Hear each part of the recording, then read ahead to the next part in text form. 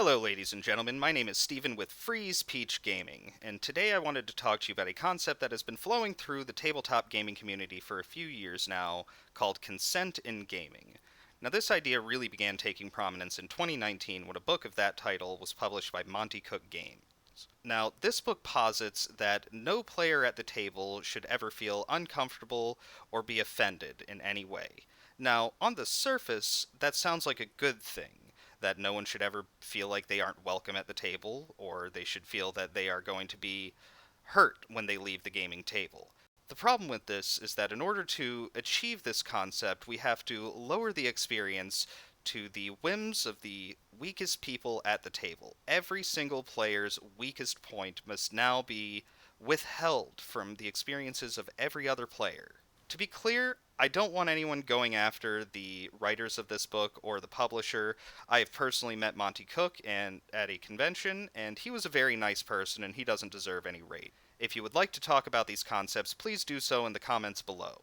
Furthermore, I'm not going to be doing a review of this book. Plenty of other people have already done that, and I feel like just giving my opinions on the work overall. If you want to read it, it's a free PDF that can be picked up on DriveThruRPG. It's just called Consent in Gaming. It should be easy to find. The first issue I have with the idea of consent in gaming is that no individual should have the right to determine what is or isn't permissible at a gaming table. They should only be allowed to determine their own involvement in each and every situation.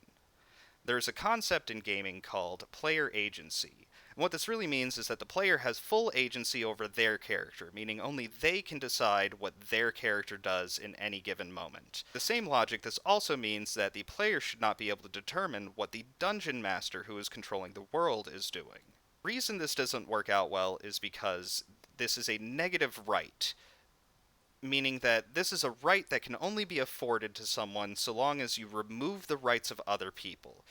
Meaning you have to remove the freedom of speech, freedom of thought, and freedom of expression for the person running the game. For instance, say the players come across a cave in the wilderness. The dungeon master has prepared it, it's ready to go, it's filled with giant spiders. One of the players has arachnophobia, and they say, red card. I don't want to see spiders in this game. This is offending me. I am uncomfortable. Now, the dungeon master is supposed to just say, ignore that. That didn't happen. Let's move on. That's how the book tells you should handle this. However, that is now giving the player agency over the world and not their own actions. The player could just as easily turn around, walk out of the cave, and say, I don't want to have anything to do with this. And if the player themselves and not just the character had a true issue with this, they could leave the room, they could walk away. The other players could decide how to deal with it without that player involved. For example, one of my group mates was running for a group of newbies. This only lasted about 2 months though, because the amount of degeneracy at the table got to be a bit too much for him to handle. And I'm not saying this is like a little thing here or there, this was ongoing. For instance, one of his players, their character had a snake familiar that she kept in her snatch, and another player literally fucked a sentient pig. He didn't tell them, this isn't how you play the game, I'm not okay with this, therefore you can't do that. He even finished up the session, where they fucked the pig. Now, he did do a fade to black to save himself a little bit of trouble, but he finished up the session. He said to them afterwards, I don't think I'm the right person to run this game for you. You can continue going on, I've set you up pretty well, you should be able to go from here on your own, no problem, but I don't feel like I'm the right person to be playing with you guys. And so, he's still friends with them. He didn't stop talking to them. He didn't tell them how they need to play the game that they want to play. He removed himself from the situation. He used his own agency to take himself out of an uncomfortable situation. I first started considering these things negative rights after I had a conversation with someone that I was in school with a few years ago. Now, don't be too upset with this person. She was about half my age at the time, so take this with a grain of salt. But we were talking about freedom of speech, and she had brought up her freedom to not be offended. And I didn't really have a good answer for this at the time. I just sort of went with the basic talking points of you don't have a freedom to not be offended. You and you yourself can only determine how you are offended by something. It is within your own mind and your own heart that you determine how something offends you. And the only way that you can keep yourself from being offended by something is by removing my right to free speech. And not just my right, but everyone else around you must be controlled because you cannot handle a particular situation. Therefore, your right to not be offended is a net negative by removing the rights of others to freely express themselves. This is the same when a player cannot handle a particular situation. They now have to control the world around them in order to make it fit their own comfort level. The second issue that I have with this compounds upon the first point, and that is that a player should not be able to decide what is outside of their character's control. Part of this is because what happens in real life isn't always within your control. And I know what you're saying. This is a tabletop game. This is fiction. This is make-believe land. Yes, that's true. However, the best of fiction, and the ones that have the most impact on us, appear as real worlds. One of the reasons why Lord of the Rings has stood the test of time and why people love it so much and go back to it again and again is because it feels like a real world. Real rules exist within this universe, and you can't just throw away those rules. Physics still exists inside of Lord of the Rings. Let's say, for instance, that the players are riding a cart down the road driven by two horses. A dragon flies over the cart, lights it on fire, snatches one of the horses up, and flies off.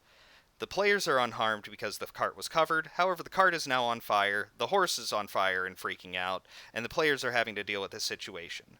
One of the players now feels discomforted or even offended because their character had taken a particular draw to one of the horses. He felt a connection to this horse. And now he feels that the Dungeon Master has taken this away from him. So now, according to the manifesto, what the Dungeon Master should do is reverse time, allow the game to continue without this incident to have ever occurred. The answer to these situations is Stoicism. And the most basic boiled down idea of Stoicism is that we should focus on what is within our control. And things that are within our control, we should take responsibility for. And if we attempt to take responsibility for these issues, and we can't handle them, we should accept that it is outside of our control. And if something is outside of our control, we should live our best life from moment to moment. Now, let's put this concept into the situation I just described.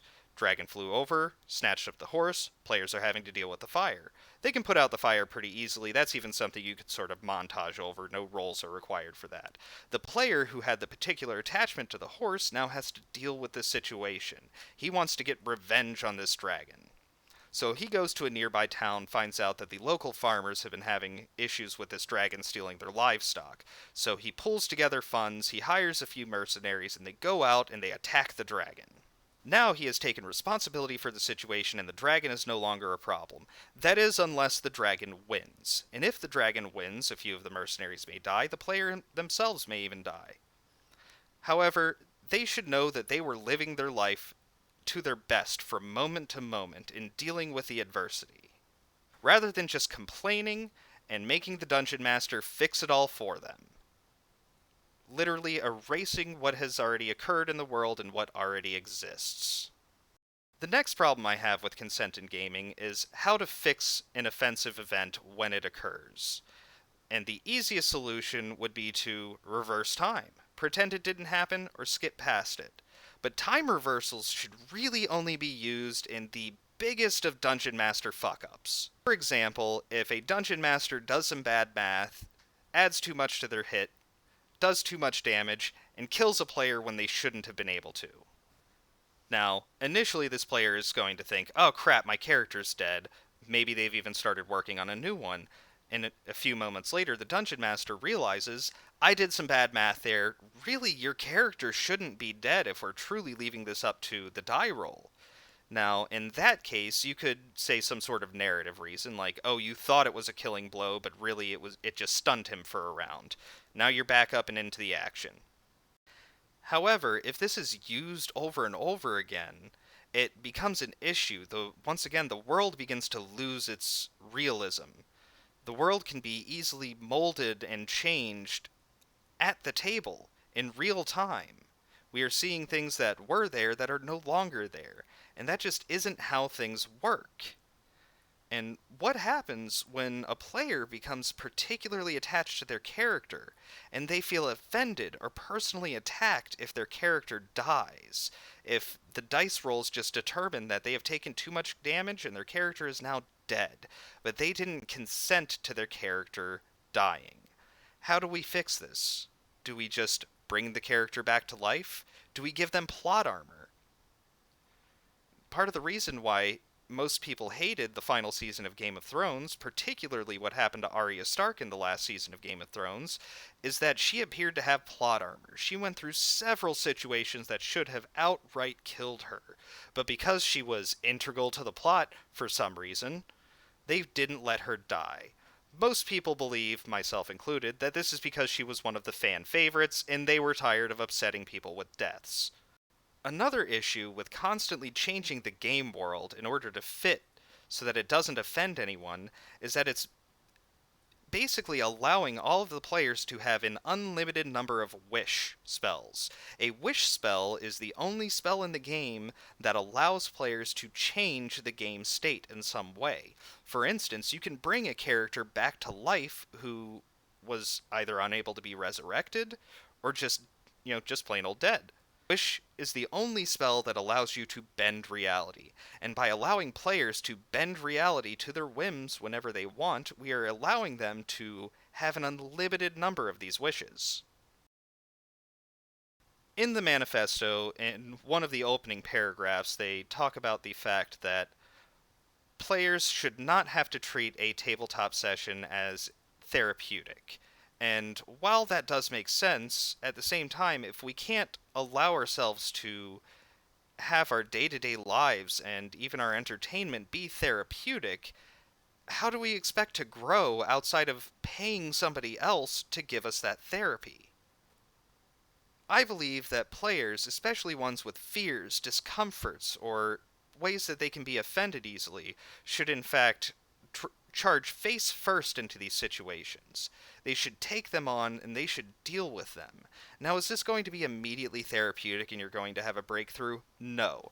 But being able to deal with these situations in a fictional setting with your friends where you're comfortable will make it easier to deal with these situations in real life. Books, movies, games, television, even music, art, all of these things take place in a make believe land. And we should be able to be discomforted by somebody else's art. We shouldn't stop them from being able to express themselves because we don't like it. If we don't like it, we can walk away. We don't have to view it. You shouldn't stop other people from being able to experience this because you have a weak will in this instance. In fact, you should attempt to view these things. You should attempt to rise above them. You should attempt to find meaning within the art. One of the items on the checklist that's given in the book that is supposed to be handed out to players so that they can tell the dungeon master before the game what they are and aren't allowed to do is abuse to animals. I'm not a fan of animals being abused. I've owned several animals over the years. I have 3 cats. And I don't like the idea of cats being harmed. However, when I'm watching a movie or a TV show, particularly horror movies, which for some reason they really like to hurt cats in horror movies.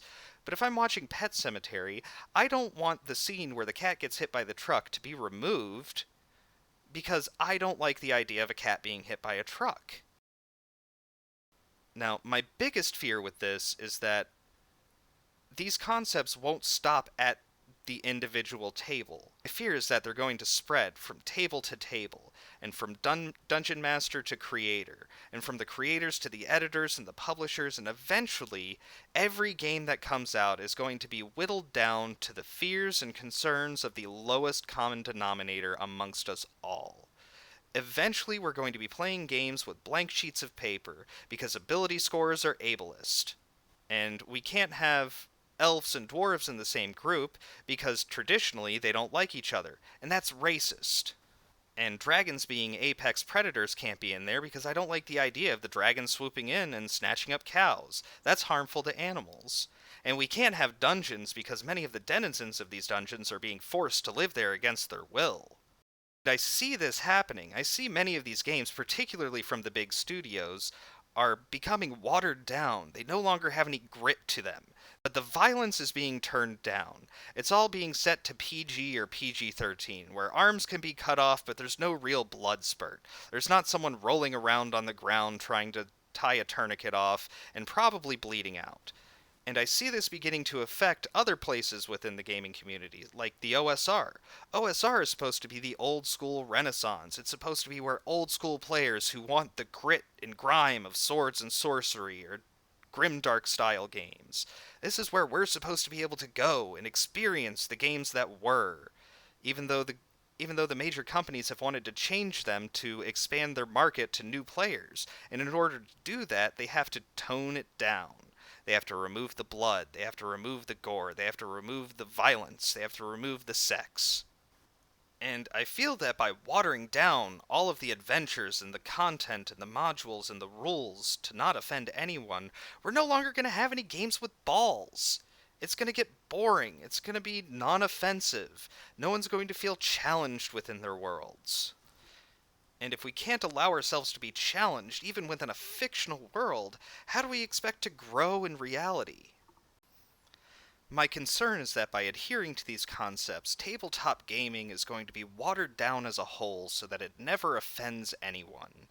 By never offending anyone, we're going to remove the enjoyment of so many players, of so many other people. And in particular, this is something we see happen across multiple types of media, that everything becomes non-offensive, and in order to gain new audiences, publishers and producers are willing to forego their core fandom. They're willing to let go of the people who have been with them for years or decades in order to get a couple of new eyeballs, a couple of new players, get more purchasers. And that by watering down these games to the lowest common denominator of the collective group, we're never going to see new content that pushes boundaries, that isn't afraid to offend people, that doesn't have to worry about hurting people's feelings. We won't see anything that takes a new artistic approach to something because they're not wanting to stray away from the formula, because people will get mad at them. Newsflash, people are going to get mad at you either way. If you throw away your core fandom, those people will be mad at you. These are people who've been buying your products for years, and you're completely foregoing them because you're getting co-opted by a bunch of pussies. So we no longer have dungeons, we no longer have dragons, we no longer have ability scores, and we no longer roll dice, because leaving these things up to chance is unfair. Everyone has to have the same outcome every time, no matter what. Why are we even sitting down and playing these games if we can't experience them to their fullest? That's all I have now for this subject. My name's Steven with Free Speech Gaming. Please, if you'd like to continue this conversation, do so in the comments down below. Also, like, share, and subscribe to this channel. It really helps me out, especially since I'm really new at this. Anyway, have a great day, and never be afraid to speak your mind.